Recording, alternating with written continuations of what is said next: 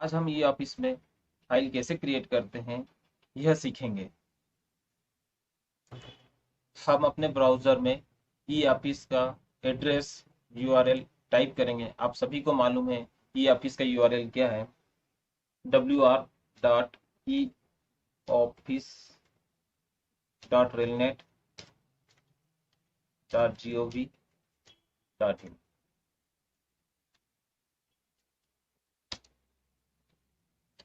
आपके पास login window आ गई है। आप अपना यूजर आईडी एवं पासवर्ड टाइप कीजिए।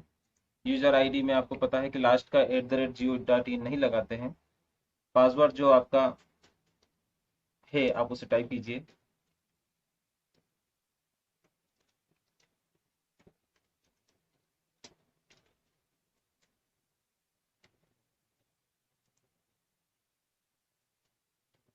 देखिए आपका ई ऑफिस ऑन हो चुका है। इसमें फाइल मैनेजमेंट सिस्टम में क्लिक कीजिए। फाइल मैनेजमेंट सिस्टम में हमें फाइल क्रिएट करना है, इसलिए हमें फाइल टैब के अंदर आना होगा। ये फाइल टैब है। इसमें आप देखेंगे यहाँ पर क्रिएट न्यू टैब है। आप क्रिएट न्यू टैब पे क्लिक कीजिए। ये देखिए आपके पास एक ब्लैंक फाइल फोल्डर आ गया है। आप जिस ऑफिस से आपका मैपिंग किया गया है आपके डिविजनल एडमिन के द्वारा, वह ऑफिस आपको यहाँ दिखेगा। अब देखिए जब हमें कोई नई फाइल खोलना होता है तो हम बकायदा एक फाइल फोल्डर लाते हैं। उस पे अपने डिपार्टमेंट का नाम, अपने सेक्शन का नाम, फाइल का नंबर, फाइल का विषय आदि चीजें लिखते हैं। उसके बाद सीपी साइड में जो भी लेटर होता है उसे अटैच करते हैं। और नोटिंग साइड में उसके बारे में जो भी लिखना हो कि क्या क्या लेटर प्राप्त हुआ है और इसके संबंध में जो भी अप्रूवल हमें हमें ब्रांच ऑफिसर या हमारे अधिकारी से लेना होता है उसे हम नोटिंग साइड में अप्रूवल लेते हैं। और अप्रूवल लेने के बाद में उसका लेटर बना के सिग्नेचर करवा के भेज देते हैं। अभी हम पहले स्टेप में फाइल क्रिएट करना सीखेंगे। आपके पास ये फाइल फोल्डर आ गया है। आप अपना वेस्टर्न रेलवे सिलेक्ट कीजिए। फर्स्ट टैब में आपके रेलवे जोन जो है उसका टैब है। नेक्स्ट है आपका डिवीजन। थर्ड आपका डिपार्टमेंट। ये तीनों चीजें आपकी जब मैपिंग हुई होगी उसके समय एडमिन ने जो किया होगा उसी के अनुसार आएगा। इसके बाद चौथा जो टैब है वो आपकी फाइल किस हेड से संबंधित है। आपके यहाँ पर जो आपके डिवीजन एडमिन होंगे उन्होंने आपके फाइल हेड एंटर किए होंगे। अभी मुझे यहाँ एक मिसलेनियस फाइल क्रिएट करना है। मिसलेनियस कॉरेस्पॉन्डेंस के लिए करना है। और इसके अलावा यदि कोई सेक्शन वाले रिक्रूटमेंट की फाइल हो तो सबके हेड यहाँ दे रखे हैं। आप देख रहे हैं जैसे रिक्रूटमेंट का 890 है। Recruitment class 3 890। आप उसे सिलेक्ट कर सकते हैं। मुझे मिसलेनियस फाइल करना तो मिसलेनियस कॉरेस्पॉन्डेंस मेरे डिवीजनल एडमिन ने मुझे प्रोवाइड कर रखा है। मैं ये सिलेक्ट करूंगा। मिसलेनियस कॉरेस्पॉन्डेंस के अंदर आप मिसलेनियस टाइप के जो भी फाइल क्रिएट करना कर सकते हैं। अगला टैब आपका ब्लैंक दिख रहा है। आप इसे कुछ मत कीजिए। ये सिस्टम जनरेटेड नंबर होता है। ये सिस्टम अपने आप देगा आपको। 2020 ईयर को दर्शाता है। जिस भी ईयर में आप फाइल क्रिएट कर रहे होंगे वो ईयर ऑटोमेटिकली यहाँ जाएगा। और लास्ट वाला कॉलम जो है वो आपका जिस भी ऑफिस के अंतर्गत आपकी मैपिंग हो रखी है, जिस ऑफिस के अंदर आप कार्य कर रहे हैं वो दिखेगा। डिस्क्रिप्शन।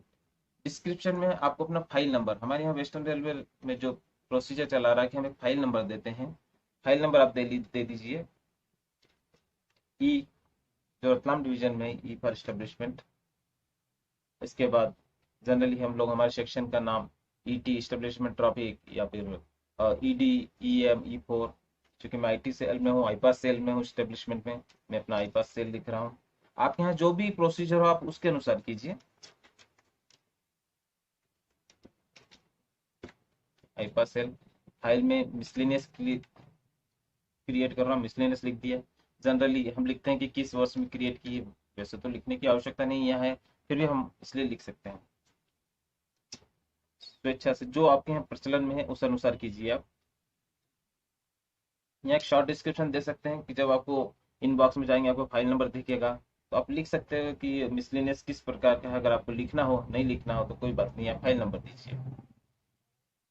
इसके बाद यहाँ पर कैटेगरी मेन और सब है। अगर आपसे रिलेटेड है लिखिए, मैंडेटरी नहीं है। आप इसे छोड़ के आगे बढ़ सकते हैं। वैसे यदि यहाँ बहुत सारे हैं, जैसे मान लीजिए डीआर केसेस से रिलेटेड कोई फाइल खोल रहे हैं आप, तो आपके यहाँ पर मेजर डीआर, माइनर डीआर ऐसे ऑप्शन होंगे। ये आपके डिविजनल एडमिन के द्वारा आपको प्रोवाइड कराए जाते हैं। यदि आपको आवश्यकता हो अपने डिविजनल एडमिन से कहिए।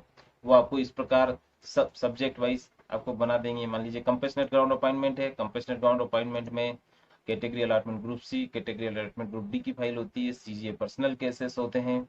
ये है रतनाम डिवीजन ने इस प्रकार से मेन और सब सब्जेक्ट भी डाल रखे हैं। आपको भी आवश्यकता हो तो कर लीजिए, अदरवाइज ये मैंडेटरी नहीं है। इसके बाद आप देखेंगे रिमार्क्स है।